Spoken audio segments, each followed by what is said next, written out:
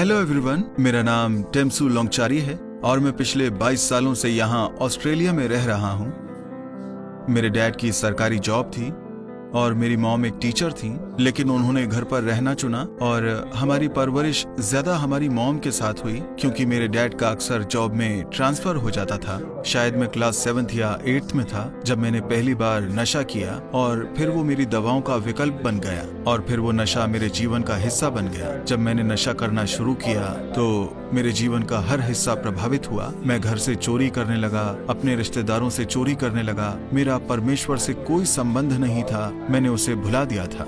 मेरी मॉम एक डिवोटेड मसीही थी और जाहिर है मेरी मॉम मेरे लिए प्रार्थना करती थी और कहती थी, मुझे पता है कि कोई उम्मीद नहीं है, भले ही अगर आप उसके शरीर को ले जाते हैं तो भी प्लीज उसकी आत्मा को बचा ले। और ऐसे कई मौके होते थे जब मैं उनके पास जाता और उन्हें डांट कर कहता या उन पर हंसता था कि कोई परमेश्वर नहीं है। नशा ही मेरे लिए परमेश्वर बन गया है, मैं उसी के लिए जीता था।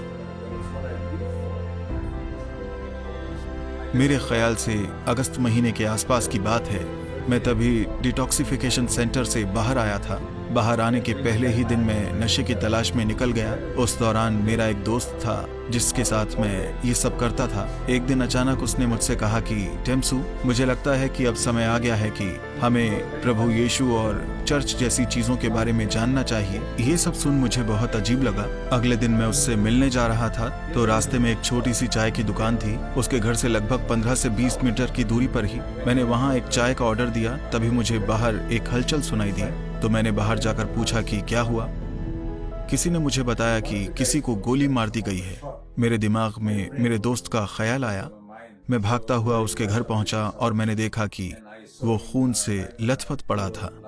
उस घटना के बाद मैंने तय किया कि मैं कुछ समय के लिए अपनी आंटी के पास जाकर रहूंगा। तो पहले दिन तो मैं ठीक था, पर दूसरे दिन मैं अपने जीवन के बारे में सोचने लगा। मुझे पक्का तो पता नहीं कब, लेकिन मैंने खुद से सवाल करना शुरू कर दिया कि मैं क्या कर रहा था। ये सोचकर मैं रोने लगा और मेरे अंदर एक गहरी इच्छा हुई कि काश कोई मुझे बदल दे।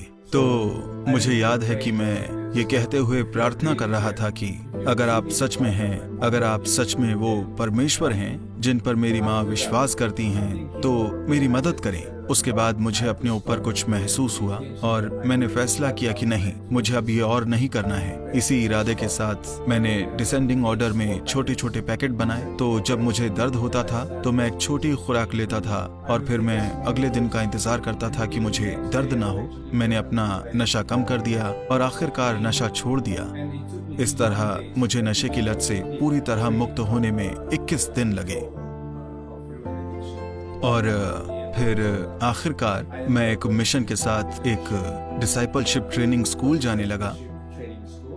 उस दौरान हम परमेश्वर के पिता हृदय के बारे में पढ़ाई कर रहे थे, जिससे मैं बहुत प्रभावित हुआ। मैं बहुत इमोशनल हो गया था और उस रात में घुटने टेक कर रो रहा था और परमेश्वर से प्रार्थना कर रहा था कि अगर वो सच में एक प्यार करने वाला परमेश्वर है तो मुझे ये लत, ये बीमारी आखिर क्यों दी। और मुझे अच्छी तरह से याद है कि उस रात मेरे अंदर से एक आवाज आ रही थी कि मैंने तुम जैसे लोगों को पाप से छुड़ाने के लिए अपना जीवन क्रूस पर त्याग दिया। तो वो मेरे लिए बहुत सुकून देने वाला पल था।